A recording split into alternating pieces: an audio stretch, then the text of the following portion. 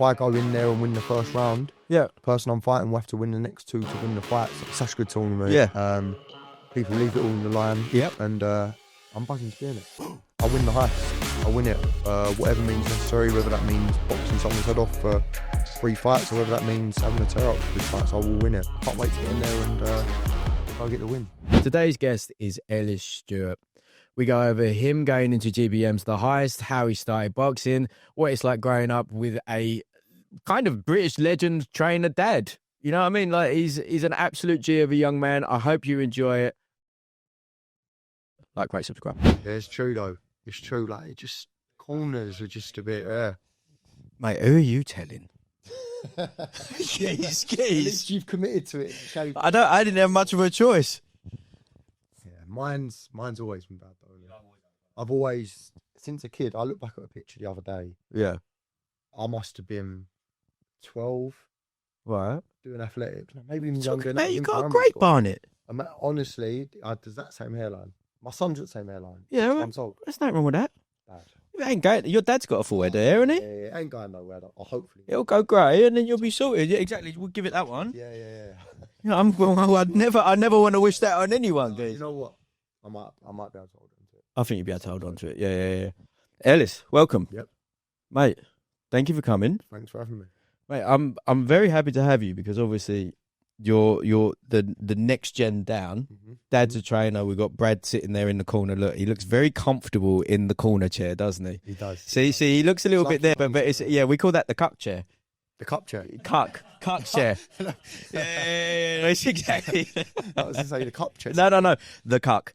Yeah, he's sitting there comfortable in the cuck chair, living his best life. So obviously, like your dad's a trainer to the boys. Yep. And now he's, was it ever an inevitability? It was always going to be that way. You're always going to be a boxer, or no, not necessarily. No. Go on. I mean, when I was a kid, I was into all sorts of sports. Yep. I was running, football, cross country athletics. And then I ended up playing rugby for Saracens. It's not bad. And I didn't know what I wanted to do, to be honest with you. I knew I was always good at sport. Yeah.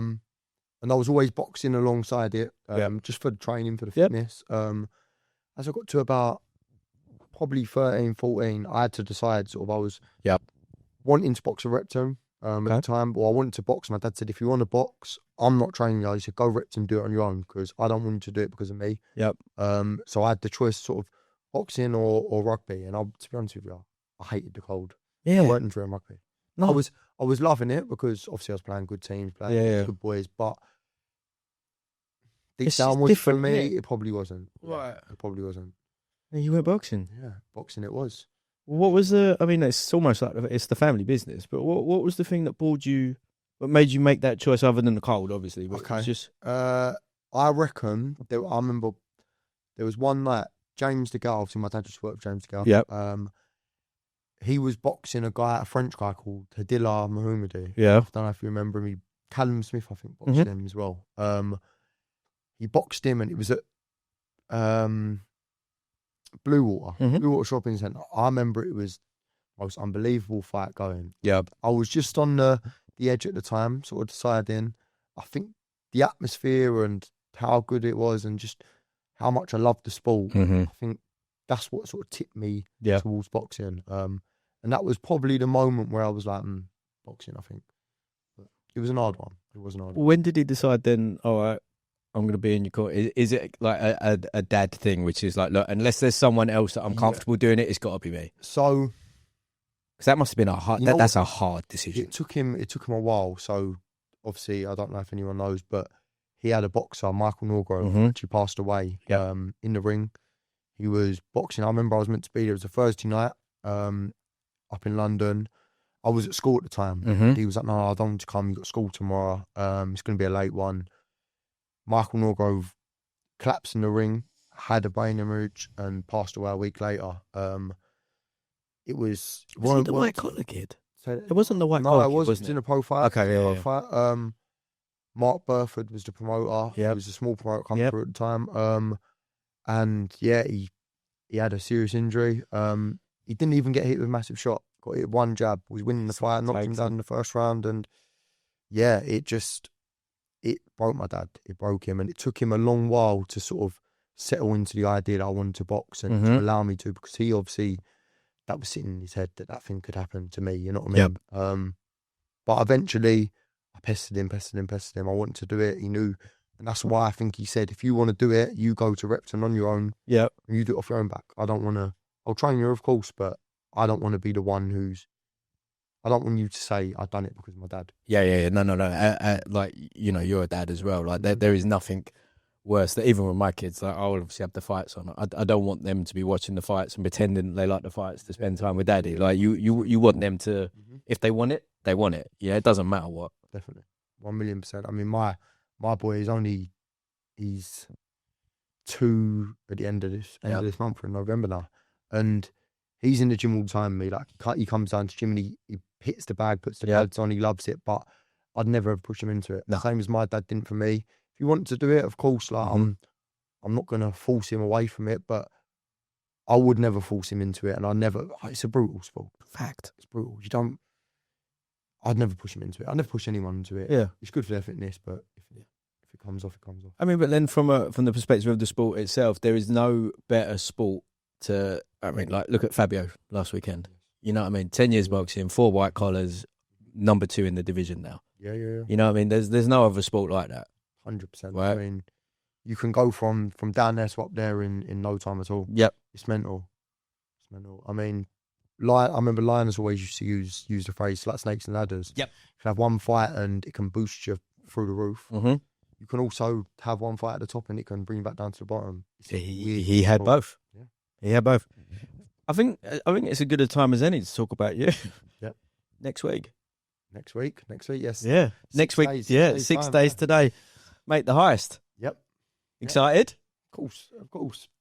As a fan, there is nothing more fun than the 3-3s. Yeah. I don't want to call it prize fight because it's the prize fighter format. That's what it was. Right? That's what it was. Yeah, exactly. The prize fighter format. Like, it's just so exciting. It is. You know what? If I wasn't in a tournament, I'd be buzzing to watch it. Fact. It's such a good tournament. Yeah. People leave it all in the line. Yep. And I'm buzzing to be in it. Have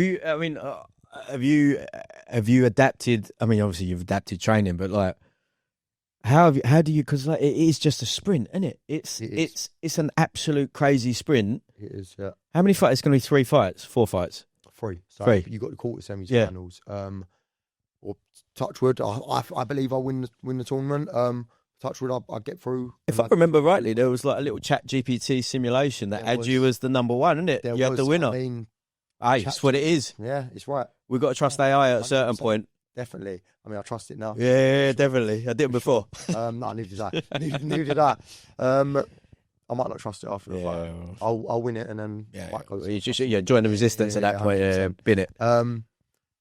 Yeah, I mean, I'm buzzing for it. It's going to be a good night. Up north in Hull. Yep. I can't wait. I can't wait to get in there and go get the win. I mean, again, it must take you back more down to the amateur days, isn't it? Because you, except for the fact you know who's in the tournament, you don't know. Do you know the draw? No, we find out the draw on Thursdays. Okay. I believe they fight all in the hat or however they do it, and we'll do draw on Thursday before the press conference. Is there anyone you want to go for first? Is it if you look at that list or you just don't care, bring it? Yeah, whatever. You can't control who you're going to fight, can you? So whoever I get is who I get. I believe I beat all of them, of course. Yeah. So yeah, whoever I get, whether it's the so-called hardest one first or the so-called easiest one, which I don't think any of them are easy. None of those boys on that list are easy. At all. You got Steve Woodall in there, haven't you? Like, he's not in it no more. Is he gone? In it, yeah. Because he fought on the. He came in as a late replacement, didn't he? For Taylor, yeah. Oh, even better. So he's not in it no more. Who else pulled out of it? Dickinson pulled out of it as well. So what? They swapped him out to others. Swapped him out. Who they got on there now then? So they've got Taz Nadeem, who he actually left. Yep. Left the tournament because he had a little injury apparently. Yeah. I think he's back in. Decent. And I can't remember who else come back in. Don't matter. Yeah. Whatever. Don't matter. Whatever. Don't matter. Isn't it? Driving back to Bucker still with 25 Gs. Definitely. Fact. 100%. How you finding GBM? Yeah. Good to hold it. I mean, Izzy's a lovely guy. Yep. I haven't had loads of meetings with him. I've seen him on the press day when I first went up there and the media day in London. Yeah.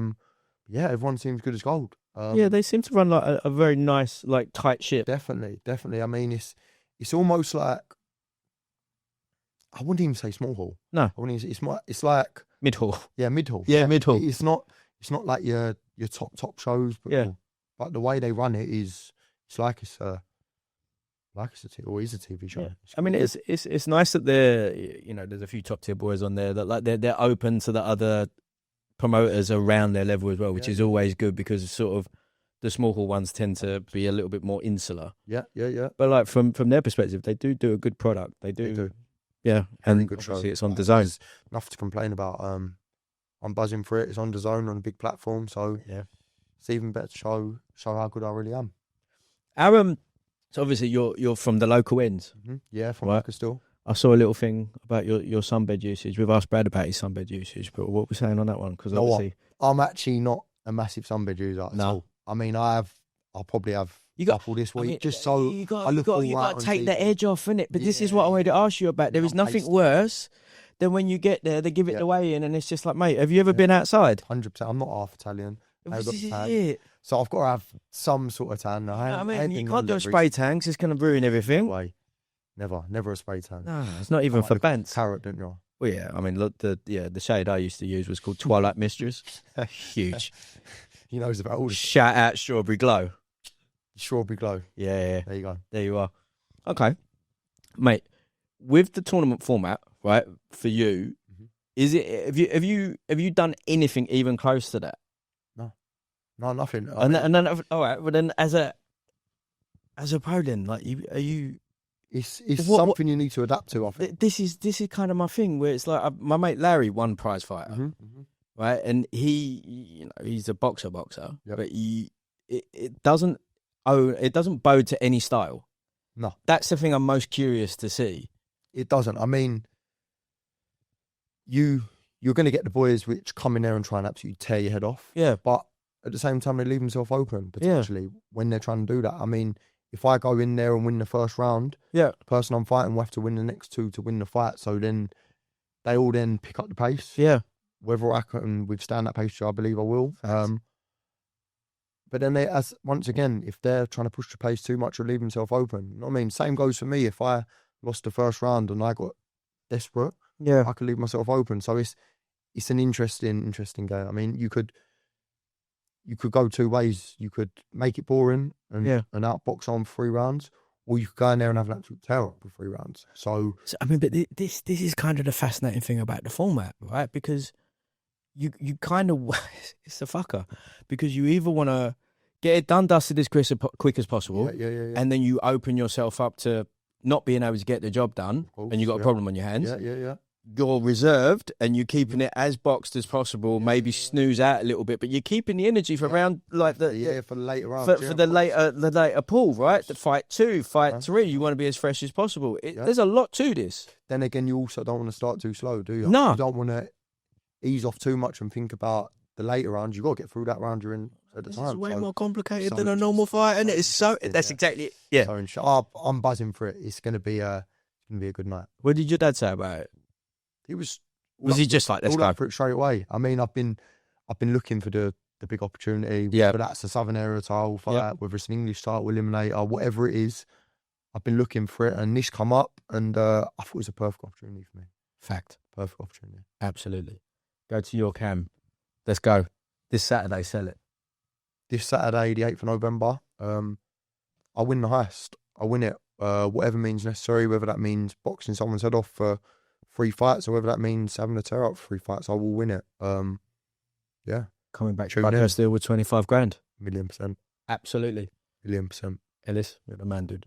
Thank you very much. It's fight week for Ellis Steward as he enters GBM's The Heist, an 8-man super middleweight 3x3 prize fighter style tournament. 25 grand is on the line. He is an absolute gentleman, and we will be seeing him back often.